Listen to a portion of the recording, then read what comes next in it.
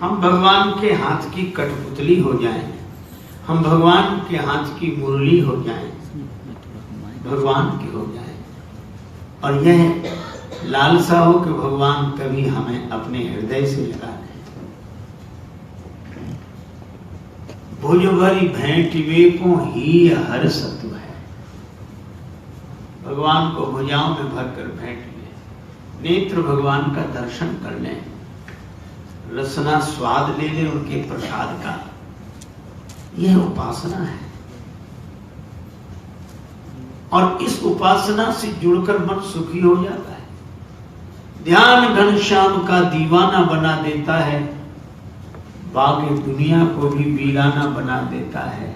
और बिहार सांवले सरकार का मेरे दिल को कभी गोकुल कभी बरसाना बना देता है। और प्रेम प्याले जो पिए भर के वो अपनी जाने, बिंदु को तो बिंदु ही मस्ताना बना देता है। और यह इसीलिए होए सुखी जो यही सर पर है। संसार में जो कुछ मिला है, सामान और सम्मान, सामान टूट जाएगा, फूट जाएगा, सम्मान छूट जाएगा, पर भगवान कभी न टूटते हैं न छूटते हैं, सदा अपने हैं। और जो आनंद सिंधु सुख राशि, सुख के राशि है भगवान, उनसे जुड़कर ही हमारा जीवन सुखी हो सकता है। इसीलिए दुखी मन को सुखी बनाने का उपाय जिस चर्चा में बताया जाए, उसी का नाम श्री राम कथा है।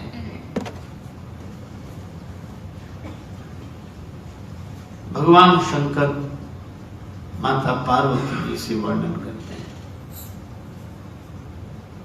पहली बात, निर्गुण सगुण क्यों हुए, जरूरत क्या थी?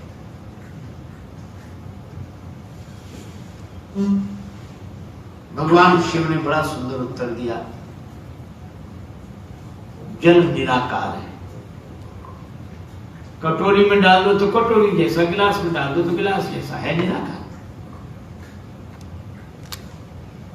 पर वही जब जमकर बर्फ बन जाता है तो साकार है।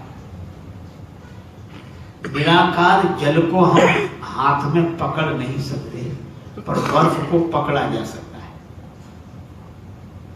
तो वह निराकार परमात्मा हमारी आपकी सबकी पकड़ में आ जाए, इसलिए वह निराकार ब्रह्म साकार बना है। हम उससे अपनी जिंदगी को जोड़ सकें। रूप रेख गुण जाति जुगुत बिन निरालंब कित धावे, और सब विधि अगम अगोचर याते, सूर सगुन लीला पद गावे।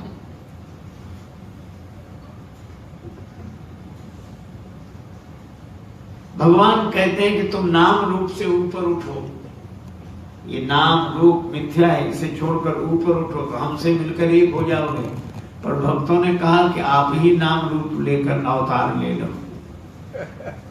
तो भगवान नाम रूप लेकर अवतार लिए हैं। यही निर्गुण के सगुण बनने का कारण है, इनमें भेद नहीं है। आप ऐसे सोचो, बर्फ है, जल को बर्फ बनाने के लिए जल में कुछ मिलाना नहीं पड़ता। कटोरी में भर के रख दो फ्रिज में, एक समय बाद अपने आप वह निराकार साकार हो जाएगा। इसी तरह उस निराकार भगवान को हम अपनी भावना की कटोरी में भरकर निष्ठा के फ्रिज में रखते हैं तो निराकार ही साकार हो जाता है।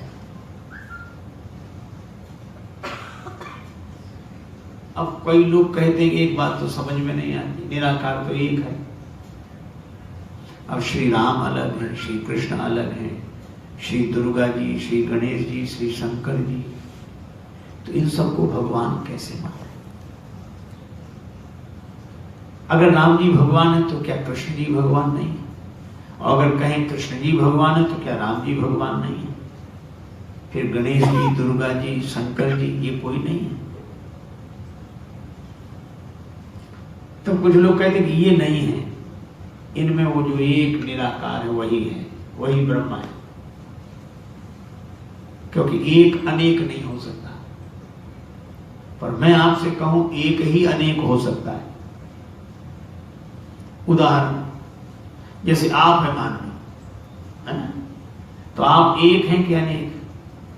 एक हैं। आप हैं एक, अनेक कैसे होते हैं? आप चाचा के सामने भतीजे हैं, भतीजे के सामने चाचा हैं कि नहीं? साले के सामने जीजा हैं, जीजा के सामने साले हैं, पत्नी के सामने पति हैं, बहन के सामने भाई हैं। अच्छा, इतने अनेक आप सही हैं कि नहीं? अच्छा, सभी लोग अनेक हैं कि नहीं? अच्छा, इस अनेक होने के बाद भी आप एक हैं कि नहीं? तो जैसे आप अनेक होकर भी एक ही हैं, इसी तरह परमात्मा अनेक रूपों में प्रकट होकर एक ही है, एक ही है।